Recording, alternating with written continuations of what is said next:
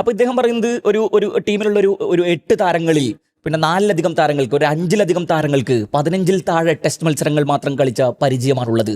അപ്പോൾ സ്വാഭാവികമായിട്ടും നിങ്ങൾ അവരുടെ അനുഭവ സമ്പത്തിനെ പരിഗണിക്കണം എന്ന് പറയുന്ന ഇതേ ഗംഭീർ തന്നെ ഈ അനുഭവ സമ്പത്ത് കുറഞ്ഞ മനുഷ്യർക്ക് അനുഭവ സമ്പത്ത് ഉണ്ടാക്കി കൊടുക്കാൻ വേണ്ടിയിട്ട് ചാൻസുകൾ കൊടുക്കണമല്ലോ.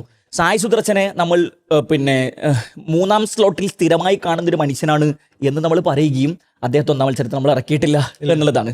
നിതീഷ് കുമാർ റെഡ്ഡി, അതുപോലെ തന്നെ വാഷിംഗ്ടൺ സുന്ദർ, അങ്ങനെ തുടങ്ങിയിട്ട് അനുഭവ സമ്പത്ത് കുറേയധികം കുറഞ്ഞ മനുഷ്യന്മാർക്ക് നമ്മൾ അവരിട്ട് തട്ടിക്കളിക്കുകയും അതുപോലെ തന്നെ സ്ലോട്ട് കൊടുക്കാതിരിക്കുകയും കളിപ്പിക്കാതിരിക്കുകയും ഒക്കെ ചെയ്യുന്ന സമയത്ത് അനുഭവ സമ്പത്ത് ഈ പറയുന്ന ന്യായീകരണങ്ങളിലൊക്കെ എന്ത് കഴമ്പാണുള്ളത് എന്നൊരു ചോദ്യമുണ്ട് എന്നുള്ളതാണ്.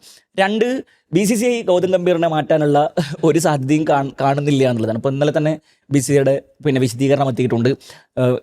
പ്രധാനപ്പെട്ട ദേശീയ മാധ്യമങ്ങളൊക്കെ അത് റിപ്പോർട്ട് ചെയ്യുന്നുണ്ട്. എന്ന് പറഞ്ഞാൽ പിന്നെ അടുത്ത ലോകകപ്പ് മുന്നിൽ കണ്ട് 2027 ഗംഭീറിന്റെ കരാർ അവസാനിക്കുക.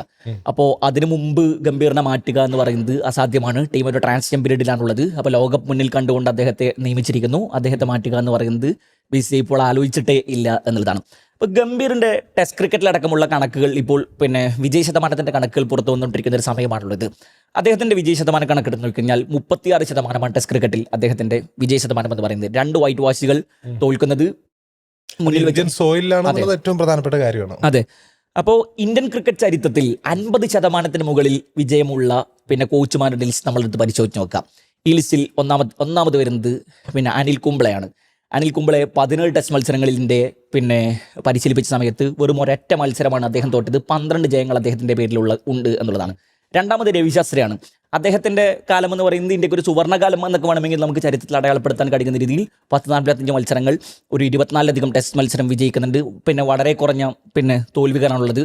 3-ാം സ്ഥാനത്തിൽ അദ്ദേഹം 58% അദ്ദേഹത്തിൻ്റെ വിജയ ശതമാനം എന്ന് ഓർക്കണം. 3-ാമത് നിൽക്കുന്നത് രാഹുൽ ദ്രാവിഡാണ്.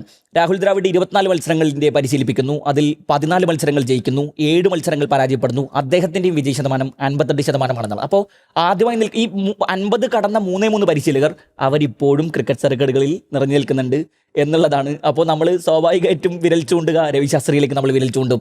പിന്നെ രവിശാസ്ത്രിയെ തിരിച്ചു വിളിക്കൂ എന്നാണ് ഇന്നലെ സോഷ്യൽ മീഡിയയിൽ ഒരുപാട് ആളുകൾ പറഞ്ഞിരുന്നത്.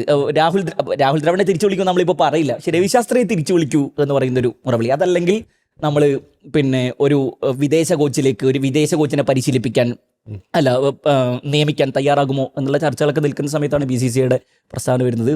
ഗംഭീർ പ്ലാനില്ല.